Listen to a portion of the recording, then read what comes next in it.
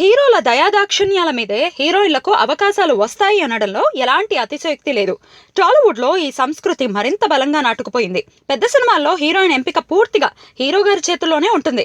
ఆయన ఎస్ అంటే అవకాశం, లేదంటే తిరస్కారం. ప్రస్తుతం తమన్నా పెద్ద హీరోల దృష్టిలో నుంచి దాటుకుపోయింది అన్నది లేటెస్ట్ టాక్.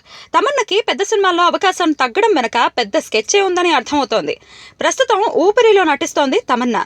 అది తప్ప చేతిలో పెద్ద సినిమా ఏదీ లేదు. అందుకే స్పీడున్నోడులో ఓ ఐటెం పాట చేయడానికి ముందుకొచ్చింది.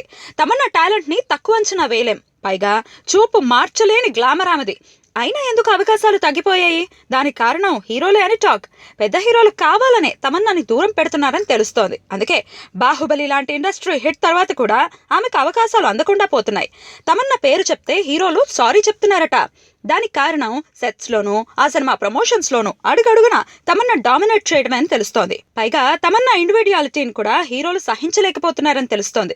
హీరోల అడుగులకు మడుగులు వత్తే స్వభావం కాకపోవడంతో స్టార్ హీరోలు కావాలని తమన్నాని దూరం పెడుతున్నారట.